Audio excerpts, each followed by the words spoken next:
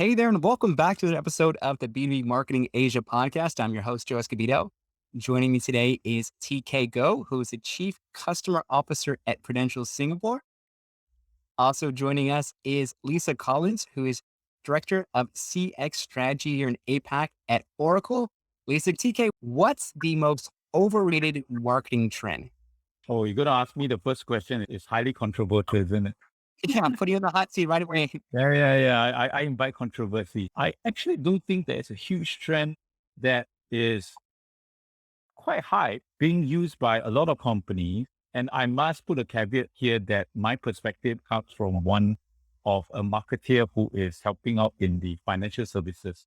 Hence, I actually don't see this trend serving that well, but perhaps it's a little bit overrated. And I'm actually referring to the use of KOL, key opinion leader, right? Ooh. As we all know, KOLs have been used in the marketing and the social media marketing of many products. From the perspective of someone who personally have tried that for the financial services, I think for this category, the effectiveness may be a little bit overrated. We also know that for KOLs, often they are selected based on certain attributes, right? And one of them could be the number of followers or the kind of content that they actually serve to entertain or to continue to converse with their followers. I think marketers need to really understand what the KOLs represent for their brand before they actually engage them for their services, for their marketing, whether with regard to the personality, does it suit the overall branding? Does it the usual content that this KOL serve? Does it stick with the brand?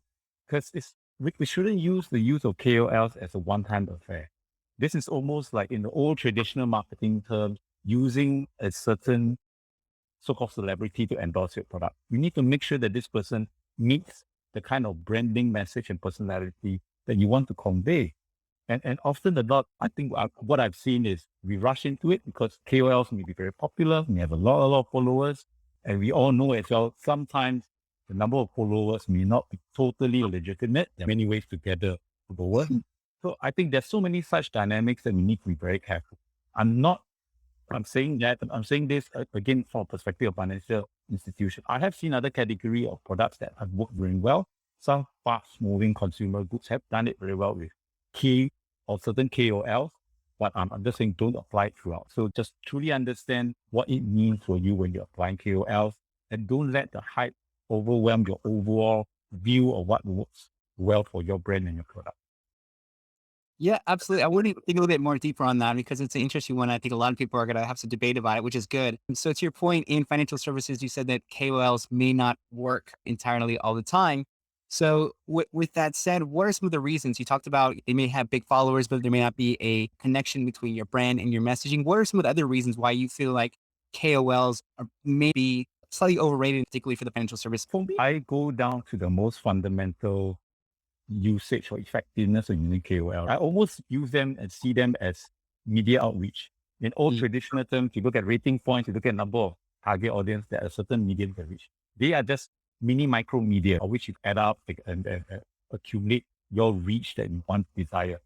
I think that's the bare minimum that you want to try to achieve through using KOL. But first thing, I think some of these numbers can be very opaque, right? I'm talking about number of followers that a certain KOL may have. We've also seen and heard stories of how sometimes the followers can be bots, right? You search and see jumps. So how do you totally ensure that you achieve that minimum objective that any marketers want to do, which is reach? And after that is the delivery of the content. Oh, my camera keeps shutting off. Let me just make sure that it doesn't show what. I didn't even touch it. It's in KOL. Or they are disagreeing with me and they're using my daughter's, they know I'm using my daughter's laptop for this communication. So yeah, possibly there. So that's the important thing to ensure that we have it, the kind of delivery of content to make sure that it's also in line with what your brand message is all about. And at the end of it, because of obvious tightening of messaging, a lot more KOLs are making sure that once it's a sponsored material, they also put in a sponsored mention in there. I think all this does help with reducing the opaqueness of the message, but at the same time, once any of the target audience see it, they also know it's a sponsored material. So it's not genuinely and authentic reflection of how their experience is in using your brand. Yeah, very interesting point. I'm glad you brought that up. But Lisa, I'd love to get your thoughts on either that trend or any other trends that you feel like is really overrated in the marketing space.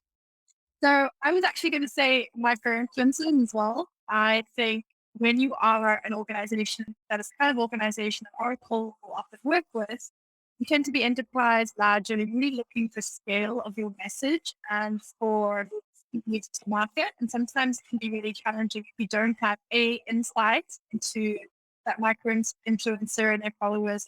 How are people, and some B information, what I can pull back into your business. I think it can be a real challenge. And also, as people get older, as people get more familiar with social media, they can use essentially, I think that people end up being in echo chambers. So if people want to follow a particular micro influencer, they're probably following accessing the same types of media. And you're more likely to find them in a way that's more programmatic in their echo chamber. But I do feel that whatever the new channels or messages that marketers tend to jump on the bandwagon for, so it's really important as a brand to have resources and money set aside to test out to see what is going to work for me as a brand. Because what works for one should very well. Yeah. A massive proponent of testing as much as possible to make sure we can find the right channel for you. I'd say trends that a lot of organizations are really talking about that I speak to is the death of third-party data. A lot of marketers who I'm speaking to across the whole Southeast Asia region, and the first thing they'll ask us is, what is your perspective on loss of third-party data? What are the strategies that we to work around that? I think it's something that's important, but we've been seeing the trend over the last few years moving because of privacy and legislation, people sentiment generally, moving towards more of this collection of first party data anyway. But I think organizations that are relying solely on third party data for targeting, and this is also a great time now to test out different methods to see what can help to replace them. So, for instance, if you're involved in media team, you might want to look at contextual targeting. You might want to look to see when you can use a royalty program to drive more data collection on most valuable audiences, look for trends and attributes that can other channels. So I don't think it's overhyped. I think it's important as marketers that we how we can get around this issue that is down the track. But I also think it's part of our everyday jobs to really understand what Yeah, absolutely. TK, feel free to jump in on if you want to on it. What Lisa just mentioned. Otherwise, I think two things that caught my attention. Lisa, obviously, you're talking about the importance of experimentation. So you don't really know if this works or not unless you really try it out. And to TK's point, I think a lot of companies are focusing on these big best practices for like digital marketing in say 2021. But I think it goes back to your point. Does it actually work in your specific industry? So you give the example of yes, it works great for FMCG, but in financial services, does it really work? So I think you really have to be wary of the kind of advice you're taking when you're looking at these big umbrella initiatives. When, to your point, there could be a huge difference between FMCG and how financial services do marketing and what works for them, what doesn't work for them. So I think this is some good takeaways for the people watching and listening. Awesome. Now, TK, I know you are very active in terms of sharing your knowledge in different media publications, blogs. So I'd love to hear if you were going to write a book, what would it be about? First, I'll need a lot of help in writing a book in the first place, write so well. But it's an interesting topic. I would say it's something close to even your heart as well, Joe, because I know I'm connected with you in several social media platforms. I'm going to actually say I will write a book about photography, how photography allows me to learn more about life. I know you are also into photography. Yes. Seen some of your shots on the social media, they're beautiful, they're fantastic. And I'm sure you can agree with me. You can even add more perspective to what I'm going to say. I took up photography perhaps about 4.5 years, 5 years. I think it changed a lot of my life because before I took that up as a hobby, and still a hobby, I'm obviously not professional, I'm very amateurish. But since I took photography up, I think it allows me to see a lot of things in very different way. I learned to see the beautiful things out of the mundane things in life. I do not know whether you agree with me with that. In the past, I would have never known how beautiful small things are in life, right? Whether it's even a dried leaf that's on the floor, or even if it's a passing cloud somewhere in the sky, and you just don't notice that. But photography allows me to just pause and learn to appreciate them as they are. I think that's one important thing that photography has taught me in life, right? I think the second thing is with all that, it also to know when to slow down in life. When do you slow down, pause, and wait for the moment? I'm sure you also have that same experience where you just wait for a certain subject to enter your frame, and it can take half an hour, hours just to get the perfect subject to enter your frame. We just allow you to appreciate slowing down, taking a pause, and waiting for the right moment in life. I think all those are very important lessons in life. Plus many other things, right? When you play with different lenses, if you think about it, yeah, how do we add different lenses in our life and look at things in different ways too? All these are interesting things that I find photography has taught me, and it could be an interesting subject to write about in a book. Joe, come on, add on, right? I'm not sure you would agree with me on some of these points as well. Besides, I do not know whether you're in photography. If you are, it doesn't necessarily mean we play around with professional cameras, right? It can be simple iPhone or the camera on your phone. But once you get into it, I think that some of these things do help you learn about life in a very different way. I think it definitely helps you see things differently. Look, I often will take photos and do a lot of photographic work when I'm traveling, but now that I haven't traveled for the last 2 years, it's taken a back seat. But I think when you're an artist, you often will tend to see the world in a particular way. So if you're a painter, you'll see a lot of the shadow and kind of tonality of something that's in front of you versus audios that we think about things visually. I think also I saw an article the other day about TikTok and how TikTok now has this resume offering where people can upload their resumes and TikTok and send it through to hiring managers. That's an example of, I think, from a visual perspective. You're talking about when you like to do things in different ways and capture the moment. Seeing these visual platforms leads back into our business life. Um, I'm curious about your perspective on that as marketers when you think about the kind of content that we're creating, how open we should be to these kinds of platforms and how much time we should spend investing in them. Because when I first started my career, I was actually working as a business development assistant at a construction in Australia. And I'll never forget the whole variety of oil and gas guys talking about how we used to do business back in the day. They would send faxes to each other. They have to send letters. They didn't have email. I remember it was like a 20-something girl thinking like, wow, I don't know how you got anything done in a space like that. And now I think of the young 20-something consumers coming as customers, but also coming and working alongside us as organizations. Is TikTok going to be the new way of communicating? Like, people are going to stop emailing and we're going to talk to each other in the next 10 years? What do you think about these kinds of platforms? How much they're really going to make a difference to our work lives? Specifically TikTok, I'm not too sure. So Joe would have seen my little cameo act in TikTok, which I tried to follow and copy a certain K-pop dance. In some ways, my line of work is dancing is my interest as well. I would in fact think what you said is an interesting development of how creative we have become to use whatever platform to communicate. And I think that's fine. I think it's fine that we use whichever technology or platform available to communicate as long as we feel it's effective. It's not against the law in the first place. And if anyone finds that it is a good way to use TikTok to use it as a resume, why not? I actually find that very interesting. I actually find it quite a creative way to showcase yourself, especially if the job that you're applying to using that CV or using that resume is appropriate, right? If you're obviously a content creator or you are a videographer, why not? Or you're a dancer, why not? So I don't think it's not as a bad thing. I think it's a good thing. Young people or anybody use whichever way to make themselves stand out against the rest. And if this person choose to use TikTok to send a resume, well done. I'm sure he got your attention and you will have gotten the recruiting manager attention as well.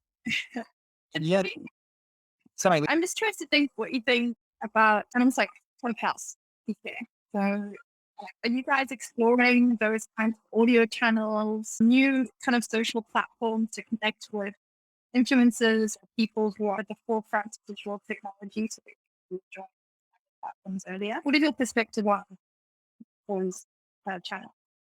Well, we have in Prudential, we actually have tried Clubhouse, depending on what we used it as a forum to engage a financial consultant on a very specific topic. If we want to get a certain subject matter expert to share their expertise in a forum like this discuss kind of format or certain advisory approach, talking about investments, we have done that before. Are we always open to such format? Yes, because as any self-respecting marketer these days, it's always right to experiment, explore new formats. The difficulty is measuring your success and learning whether it works. And that point goes back to the first point that we talked about, or which we talked about overrated marketing trends, right? To me, the difficult thing is measurement. Well, Lisa, you're from Oracle, maybe you can give me the best advice on that as well. Attribution or effectiveness of activities, especially when we start to put our budget across many activities, becomes a lot more difficult to attribute and really point out, yes, this works a lot better than the other. That for me is one of the biggest challenges right now of any modern day marketers, because we experiment with a lot of things, which is rightfully, so how do we accurately or as accurately attribute effectiveness of this to what we want to achieve out of marketing? And it's the same thing as trying out new formats like Clubhouse or TikTok or whatsoever, because we can't deny the fact that while we explore this, we are also doing a lot more other initiatives to help show out our marketing can. You can do surveys, you can do little things, you can do online engagement, online chats and all the stuff. But how do you in the end attribute a closed deal, a last transaction to all or single one use of such activities? I think that's the difficult part. So I think if any marketers are able to crack an effective way to learn very quickly about such new formats and then use that to reapply or reuse such formats, I think that's a good thing. I think for financial services, it's at least what I'm seeing more and more the customers that I speak to. They're seeing the importance of that data beyond just the marketing function. So if you're looking at, like a bank, for instance, or insurer, like fraud and management is a really important part of the business.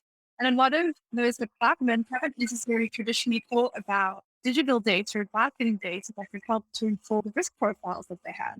So, for instance, if an organization has seen in the past that people that have these particular channels, these particular browser footprints, this kind of behavior, digital perspective, tends to really result in fraudulent transactions or something that they want to avoid or shut down. I think organizations are beginning to see, while there's actually more beyond just marketing that the creator can help to inform the overall organization. Because Oracle is honestly known for being a data company, we've built our business on top of data. Yes. One of the benefits that I've had of actually being at Oracle, because I come from a very deep CX marketing background, is I've seen how all of the super smart people who understand how data works for different kinds of organizations, how it can actually be connected, having a central platform that is accessible for the organization is really critical. There's actually a bank we were working with a couple of years ago, and they had this age-old problem, right? Who owns the customer profile? Is it marketing? Is it the service team? Is it the sales team? And what this organization ended up doing is they created a standalone org that was responsible for owning the customer profile. So the marketing, service, and the sales teams could dip into and share their data with that platform, but it could also be connected into the back end of the business. It became a really valuable source for not only acquisition and targeting and identification of customers for expansion, but also being connected back into the overall organization. It was really valuable. So Yeah. me, I think data is critical. I think more organizations need to realize how much value marketing data has and how much value attribution and pulling all the different signals together has, not only for the customer base, but also for other. Yeah. But Lisa, we are like drilling into very serious stuff. I actually am very interested to hear Joe's comment or perspective of what I just mentioned about the book that I would love to write about, which is about how photography would have taught me about life. Joe, what do you think about that? I want to hear your perspective as a photographer as well. Yeah, absolutely. So I've been doing photography since I was in high school. So you can tell by the gray hair how long that's been. And to your point, when I was working in Beijing, you're going nonstop, you're working 10, 12-hour days. And to your point, it's a very action packed, very busy lifestyle. And so one thing that really helped me pause and better understand myself and my environment was doing photography and videography. So I would go around, I would take photos of the local people, the local action, the food. And so it really helped me appreciate my surroundings much more. It helped me take a break from what I was doing. And it helped me capture the moments that I really wanted to remember and share with others. So back in the day, I used to be a travel blogger and do street photography, and a lot of people really liked it. And so even now, for me, it's one of my calming things that I do. So if I'm really stressed out, I still work quite a lot. That hasn't changed over the years. And now if I'm really stressed or I really got worked up for mental health purposes, my wife will be like, look, go outside, take your camera and just walk for a couple hours. Just do that because that's the only thing that's going to work for you.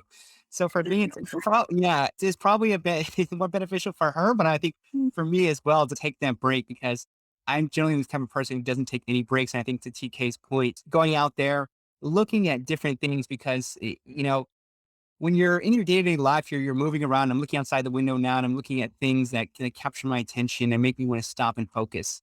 Because I have a really bad kind of attention deficit disorder. So I'm constantly going to look at different things, but that really helps me, to TK's point, be patient as well, too. Because if you want to get the right shot, particularly in street photography, a lot of action motion stuff, you have to pause, you have to take a break, you have to wait for your moment, wait for the right lighting, and then take your shot. So it helps with a lot of things that I'm naturally terrible at, like patience and taking a break. So TK, yeah, I absolutely agree. And we're going to do those photo walks soon. I want to create like a community of photo walkers because I think it's important for, us to get together and bond in that. Call me when you organize that. So I'll put the question back to you. I know this is a podcast where you interview us. I would like to interview you back. So for that as well, for photography, how do you land the experience or what you learn into marketing? Absolutely. There's so many ways. I think one of which, going back to your point, is the design element. So now I'm doing a lot of video production with the podcast and things like that. And if I wouldn't taken the time to understand the basis of photography and videography, I wouldn't be able to do what I'm doing now. So I think definitely applying to those personal learnings that I was doing my own personal blog, doing it for the website, doing it for the blog, doing it for the podcast, it's helped out extremely well. So even now, if I'm looking to outsource it, I know exactly what the end result should look like based on the materials because I've done it before. I've been there. So I think that helps when you're developing the creative process and you're starting to scale up your operations is understanding the fundamentals of what looks good in design. How do you focus on something? What's the way something should be positioned? And the juxtaposition, lightings, colors, all that thing helps out when you're coming with the final product in terms of the visuals. Because I think I'll talk a little bit about B2B marketing. This is something I'm very passionate about is you look a lot of in B2B marketing and the imagery just, it makes you cry inside because it's so dull, it's so boring. But to your point, I think if more B2B marketers were like you who took the time to do photography or videography, understand the basics of good design, they'd be able to apply that in what they're doing. And I think, yeah, that's something that can be very beneficial. You got me in a hot seat. Design, right? It's through all this experience you understand content as well. What makes good content? Which is so important now, right? Whether it's B2C marketing or even B2B marketing. Yeah. And because of the interest in photography, you're interested in then many of the content sites about photography, about visual stimulation, about visual. And I think that's the part that helped me personally as well to appreciate what's good content, what's not good content, what's good content for certain type of customers as well, right? Or certain kind of target audiences. Yeah. So I don't know, Lisa, I don't know. Have you had such experience as well? Yes, so there's two ways that I think it helps me to be a better marketer and marketing strategist. The first is when you have all these different images in front of you and you have like when I have to select what I want to either print or what I want to post online and like this. You have all this, it's got so much information in front of you. And I think you have to really develop a good eye for understanding what's going to resonate with your audience, but also really what is the message you want to get across and what is the best version of this thing you create that's going to get that message across. And the second is juxtaposition. So I really love finding juxtaposition of colors, having different images that I can juxtapose next to each other. So when I used to live in Europe, I created a whole series of numbers. So numbers that are on people's houses. In Europe, they have all these different tiles and different ways that they create numbers, and they're really visually compelling. I had a whole series of numbers, a whole series of doors, and I took something that was quite simple and everyday and really created a series of images that told a story that was really cool for me. So I think that ability to tell stories, to edit, and to think visually and in more of a subtle way that I think people are used to thinking, and using that to almost subliminally create a visual message in addition to everything else you're sharing is a really valuable tool to have. Actually, regardless of whether you're in marketing or whatever else that you do in your professional career. Yeah, just adding on to that, TK, one thing that I think is really important is when I was doing photography is, and it goes back to your the whole concept of customer centricity, is focusing on a hero. So if you look at my photos, whether it could be a high level executive or it could be someone cleaning the streets, I always try to capture them, their essence, and make them kind of the hero of the shot. And I think that is something that I still do today, even whether it's in the podcast or it's in the different things. Like for me, I always want to be backstage. I want to make sure that the guests are the stars, although you put me at the hot seat today. But for the most part, I try to talk as little as possible and try to let the guests shine and let the customer shine. And so I think that has been really helpful to me in building businesses and building brands, is making sure that you are making your customers, your partners, your guests, whoever it is, the hero of the story. And so that has been the heart of my photography over the years. Yeah, that's definitely one of the key basic things about photography. Identify the right subject, and then how do you put the framing and all that around it. Yeah, I understand what you mean by that. Awesome. We could definitely continue this conversation. We'll have to do a follow up because this has been a really fun one. So yeah, Lisa, TK, thank you so much for coming to the show. I really appreciate all the inspiration and insights you guys are sharing today. No, thanks, Joe. Fantastic way to spend the Friday afternoon, I must say. Awesome. As always, guys, thank you so much for watching and listening to today's episode. I hope you enjoyed it. I know I definitely did. Feel free to share with all your colleagues, your friends, and thank you so much. And we'll see you on the next episode. Take care.